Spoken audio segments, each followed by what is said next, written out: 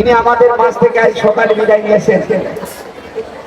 আমি আপনাদের কাছে বিনয়ের সাথে বলতে চাচ্ছি, এই জানাজায় আপনারা যারা এসেছেন সকলেই আমরা কোনো গাড়িতে না চড়লে ওই গাড়িতে চড়তেই হবে। এই প্রতিষ্ঠানের শিক্ষক ছিলেন তিনি। অনেক তার হাতে এই রাষ্ট্রের এবং অত্র এলাকায় বিভিন্ন জায়গায় বিভিন্ন পদে অধিষ্ঠিত আছেন। হয়তো বা সকলে সংবাদ পেয়েছে কিনা জানি না, আমরা সংবাদ দেওয়ার চেষ্টা করছি। আমাদের মুক্তি পাওয়ার জন্য তিনটা জিনিস আমাদের থাকতে হবে। আল্লাহকে রব হিসাবে স্বীকার করতে হবে, ইসলামকে দ্বীন হিসাবে স্বীকার করতে হবে, মুহাম্মদ সাল্লাল্লাহু আলাইহি ওয়াসাল্লামকে নবী হিসাবে স্বীকার করতে হবে। খুব ভালো মানুষ ছিলেন, কখনো কোনো অপরাধ কিংবা মিথ্যা কথা বলতেও কখনো দেখিনি আমার আব্বা। তো তারপরেও যদি আব্বার কোনো ভুল ত্রুটি থেকে থাকে তাহলে আপনি ক্ষমা সুন্দর দৃষ্টিতে দেখবেন, আব্বার জন্য দোয়া করবেন, আমাদের পরিবারের জন্য সবার জন্য দোয়া করবেন আপনারা। আসসালামু আলাইকুম। এই প্রতিষ্ঠানের শিক্ষক ছিলেন তিনি। অনেক তার হাতে এই রাষ্ট্রের এবং অত্র এলাকায় বিভিন্ন জায়গায় বিভিন্ন পদে অধিষ্ঠিত আছেন। হয়তো বা সকলে সংবাদ পেয়েছে কিনা জানি না, আমরা সংবাদ দেওয়ার চেষ্টা করছি। আমার এই স্যারের সাথে অল্প সময়ে চাকরি জীবন। স্যার একজন বিজ্ঞ মানুষ ছিলেন, তিনি ধীর মস্তিষ্ক ব্যক্তি ছিলেন, একজন সৎ এবং অভিজ্ঞ ব্যক্তি। সেই সাক্ষ্য এবং সরকার উচ্চ বিদ্যালয় তাকে দান করে। আজকে সরকার উচ্চ বিদ্যালয় থেকে আল্লাহ তাআলার কাছে আমরা বলতে চাই যে এই বিদ্যালয়ের পক্ষ থেকে তাহার উপর আমাদের কোনো আক্রোশ বা দুঃখ বা যন্ত্রণা কোনো অভিযোগ নেই। আল্লাহ তাআলা যেন বিদ্যালয়ের পক্ষ থেকে দোয়াটা কবুল করেন, তাকে এই জানাজা দাফন করার পরে তারা বেহেশতে নসিব করবে। আমি আরেকটু কথা বলবো, এখানে যারা এসেছে স্যার যদি কোনো রকম কারো কাছে অন্যায় করে থাকে, ভুল করে থাকে, মানুষ মাত্রাই ভুল, আমরা সবাই বিদ্যালয়ের পক্ষ থেকে অনুরোধ জানাচ্ছি আমরা সবাই তাকে ক্ষমা করে দিন। ইনশাআল্লাহ আল্লাহ তাআলা যেন তাকে সুখে এবং শান্তিতে রাখে। এহকাল এবং পরকালের সম্পর্কের ভিত্তিতেই আজকে তার বিদায় নিতে হয়েছে। যেখান থেকে এসেছিলেন না ফেরার দেশে আবার চলে যাচ্ছেন।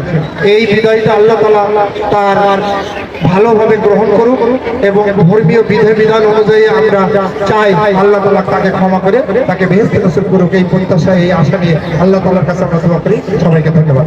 ইতিমধ্যে অবগত হয়েছি অত্র প্রতিষ্ঠানের সাবেক শিক্ষক জনাব আনসার আলী সাহেব ইন্তেকাল করেছেন। আমরা সকলে বলি ইন্না লিল্লাহি ওয়া ইন্না ইলাইহি রাজিউন। মরহুমের জানাজার নামাজে আমরা শরীক হয়েছি। জানাজা পূর্ব কিছু কথা আমাদের সমাজে প্রচলিত আছে। আসলে জানাজা সামনে নিয়ে বেশি কথা বলার নিয়ম নেই, আমার সমাজ পরিচালনা আমাদের একটা রীতি হয়ে গেছে। যেহেতু আল্লাহ রাব্বুল আলামিন পবিত্র কোরআন মাজিদে ঘোষণা করেছেন যে প্রত্যেক প্রাণীকে মৃত্যুর শ্বাস গ্রহণ করতেই হবে, শুধু মানুষ নয়, পৃথিবীতে যত প্রাণী আছে, যাদের জীবন আছে, প্রাণ আছে, সকলকেই মৃত্যুর শ্বাস গ্রহণ করতেই হবে। অথবা আল্লাহ রাব্বুল আলামিন বলেন আমার সমীপে আনয়ন করা হবে এবং তার কর্মময় জীবনের হিসাবগুলো পুঙ্খানুপুঙ্খ রূপে দিতে হবে। এই দুনিয়ার বুকে আমরা যে যতটুকু হায়াত পাই না কেন, এটা কিন্তু আমাদের জন্য সবচেয়ে বড় নেয়ামত। কেন হায়াতের পরে নির্ভর করছে আমার আমল আখলাক। আপনি যদি দীর্ঘ হায়াত পান আর নেক আমল করতে পারেন তাহলে আপনার জন্য সবচেয়ে বড় নেয়ামত হবে। খোদা না খাক যদি এটা উল্টো হয়ে যায় তাহলে এটা হবে সবচেয়ে বিপদের বড় কারণ। এই জন্য আল্লাহর একাত্মবাদে সাক্ষ্য দেওয়ার পরে আমাদের প্রত্যেককেই আল্লাহর দ্বীন রাসূলের সুন্নাহ মোতাবেক আমাদেরকে আমল করতে হবে। এই আমলের সবচেয়ে প্রাথমিক যে আমলটি সেটা হলো সালাত।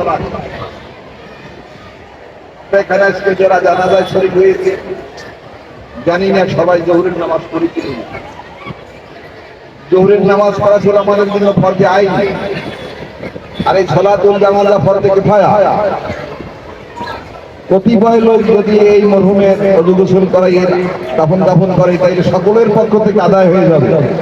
এটাকে বলা হয় ফরজে কিফায়া। অল্প লোক আদায় করলে সকলের পক্ষ থেকে আদায় হয়ে যায়। কিন্তু ফরজে আইন যেটা ৫ ওয়াক্ত নামাজ, জুমার নামাজ, মনে করেন ১০০০ লোকের ভিতরে ৯৯৯ জন যদি আদায় করে, আর একজন। সকল শ্রেণীর পেশা মানুষের কাছে দোয়া কামনা করছি স্যারকে যেন আল্লাহ পাক জান্নাতুল ফেরদৌস দান করে, এবং কারোর কাছে কোনো অন্যায় করে থাকলে সবাই ক্ষমা করবেন। স্যারের জন্য বেশি বেশি দোয়া করবেন। সবাই ভালো থাকবেন। আসসালামু আলাইকুম ওয়া রাহমাতুল্লাহি ওয়া বারাকাতুহু।